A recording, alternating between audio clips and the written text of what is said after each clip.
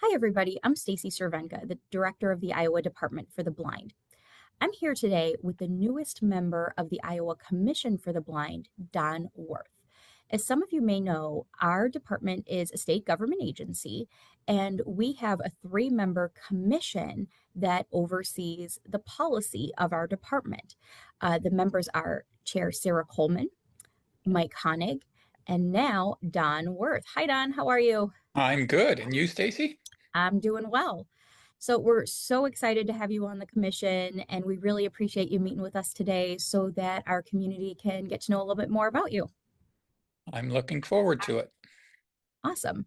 So you bring a lot of experience and knowledge to your role as a commissioner. So my understanding is that you first came into contact with the department in the 90s when you started losing your vision and became a client. Is that correct?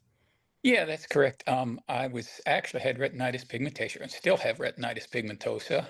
And as most people are aware, it's a degenerative disease. So I was lucky that it progressed very slowly for a long time. And then in the 90s, I became legally blind because I lost too much of my peripheral vision and wasn't allowed to drive. Mm. At that point, that's when I contacted the department and said, what can you do for me to help me continue to work, to give me the skills and the appliances that will help me continue to do my job? And that was my first contact, and it worked out very well. Now, where were you working at the time? I was working for WOI radio and television. Some people who've been around for a while might know that both WI radio and television were owned by Iowa State University, and Iowa State slowly separated them, sold off television station in about the time I was losing my eyesight. So it was very critical that I retain my job skills because I was uncertain as to my job continuation. So it did a great deal for my moral stability to know that I had the department on my side and helping me and showing the skills and the equipment that would help me transition as I move forward. And that's actually a question we get a lot. We hear, okay, we know that you help people find jobs, but do you help people remain in their jobs when they're losing vision or they've already lost their vision? And the answer to that is yes. One category of services we provide is called job retention services, and those are to help people who currently are in the workforce and who maybe are just beginning to lose vision or are losing more vision than they have before to stay in their jobs. And we have a variety of services that allow us to do that. Do you remember some of the services that we provided you? Well, there was they provided me JAWS, and then I believe Zoom text at the same time, but also a CCTV for magnification because I was, as I said, my sight loss was progressive, so I still had a great deal of sight when I first started. So this was able to magnify things. Also a scanner so that I Mm. could scan documents and do OCR on them and then read them from the software on my computer. Believe those were the major tools. Oh, white cane and access to the library. Oh, wonderful. Now, I mean, that's another thing we want people to understand is that they can begin contacting us as soon as they begin losing vision. You don't need to wait until you are totally blind or near totally blind. There are things that we can begin doing when you first begin losing your sight. So you mentioned that you then had access to our library, which we know the Iowa Library for the Blind and Print Disabled, which is a part of our department that has Braille and Audible or audio and large print books. So I know you've gotten very involved in the library. I know you're involved in two, well, our library advisory committee and also the Friends of the Library. So can you talk a little bit about that? Yeah, I'm also involved in the consumer advisory committees or the consumer advocacy committees in the state. And at some of those meetings, people started mentioning and bringing in representatives of the library to these. They mentioned that there was a friends group that's provided financial support for the library's activities. I was contributed to that, and then at one point, one of the members said, "Hey, we need a new member. Would you be available?" And I said yes, and that was about 7 or 8 years ago. And then about the same time, maybe a little earlier, it was brought up at one of those meetings that there's a Library Consumer Advisory Committee, which meets quarterly with the director of the library, talks about the activities of the library, offers support and suggestions and feedback onto the library's activities. So I've been involved in both of those for about 7 or 8 years. Last several years as secretary on both organizations. So I understand that you are the facilitator of the Ames Low Vision Support Group. Can you tell us a little bit more about that? Yeah, it's we have monthly meetings of people who are at all stages of sight loss, from just starting to deal with it to people who are totally blind like myself. And at those meetings, we have various topics. We have worked with ISU to test voting machines. One of the topics we had was recently, we said, what was a frustration you encountered? How did you deal with that? What did you learn from it? It's just an opportunity for people to get together who are dealing with the same issues of their sight loss, and how to transition in it and how to find tools. We've had representatives from the department library, the department's independent living there, offering us tips and guides and suggestions. So as I say, it's almost like a coffee group where the subject is, let's talk about our vision and what we're doing to deal with it.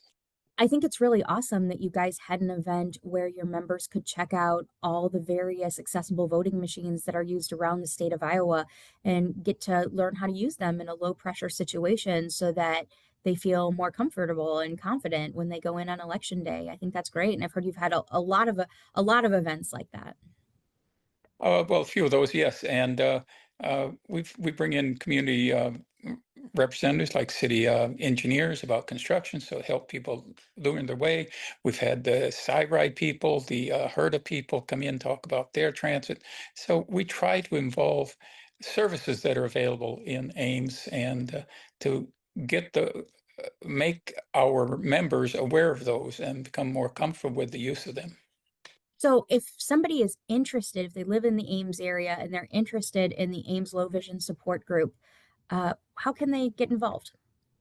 Well, they can contact me at either my email, which is don.wirth@gmail.com, or they can call me at 515-451-3779. So I know that you are also on the board of the Iowa Council of the United Blind, and you are a member, or you are the president of the Across Iowa chapter. So my understanding is that is for people who don't live near a physical chapter, which, we are here in Iowa. And, um, you know, Yes, a lot of the state is rural, and so many people, probably even most people, don't live near physical chapters. So that's very cool. So are most of your meetings virtual? they are all virtual. I'm Excellent. sorry, not all. We do meet in person at the state convention, which is usually in August of the year. And then we augment that with a pizza party. So we get to meet each other and get to chat and talk. One of the things we started recently is get to know the members. And we'll have one member just talk about, because living across the state, the experience of living blind in Wapello or Shelby is different than living in Ames or Des Moines, where you Absolutely. got a lot more services. So we've had Absolutely. people talk about what it's like, what the challenges are, why they stay in those communities if they have such challenges. And it's worked out pretty nice. We get a chance to know people a little bit. We get their background as they talk a little bit about how they lost their sight, what they did, and what living in their communities about, and what their services they have there. That's just been a nice experience. So I think it's something that I will be stepping down from that here soon, and the new president, I think, will be continuing on. That we'll be having members sharing those stories. So besides ICUB, I understand that you're also involved with the NFBI, the National Federation of the Blind of Iowa. Yes, I've been involved. Uh, just a quick story. When I lost my sight, or when I lost my employment, retired, I decided that one of the quickest way to learn how to be blind was to associate with other blind people. So not knowing anything, I joined both ICUB and NFBI at the same time and have been associated with both for a long time.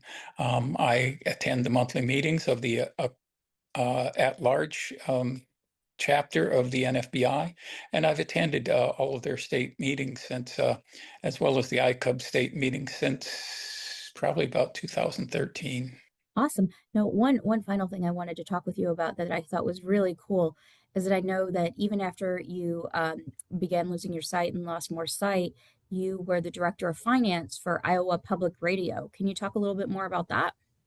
Well, that was the godsend of the department, um, that I was able to continue to work for about 20 years after I first interacted with the department.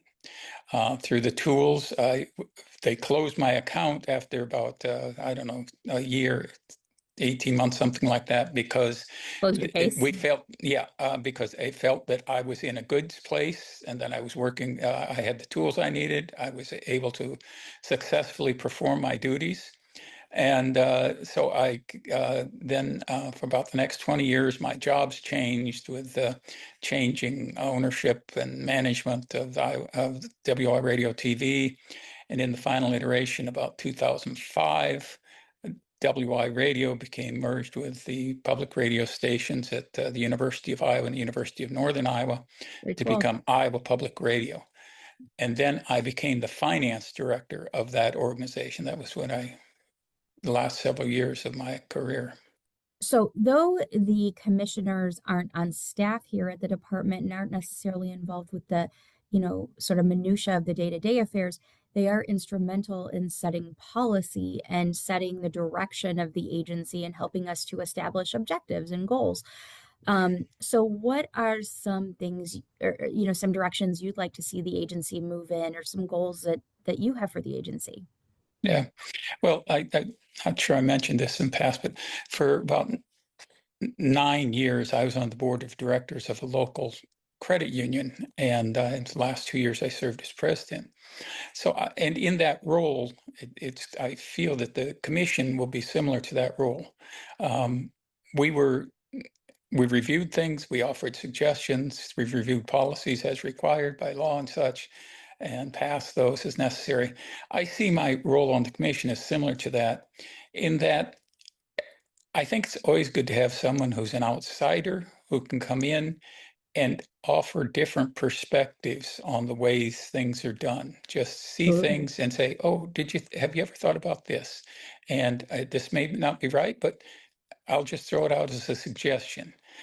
So I see that as my role on the commission to help expand the view of activities. Now, I'm not sure exactly what those are because I'm not fully indoctrinated into what my duties will be, but that's how I see my role as commissioner is not to say, Stacy, you need to do this, but Stacy, in exploring that, have you looked at it from this perspective? Has this been considered? As someone who may not know what I'm talking about, but it sounds like a good idea, or was a good idea in this other thing that I did. And you can look at it and say, well, we did, Don, but it doesn't work. So I hope it's more to create a dialogue, a communication, and maybe push the envelope in ways that may not have been discussed before or that were discussed before, but need a new approach, a new Perspective. review. Yeah, so Absolutely. I don't see myself as a mover and shaker.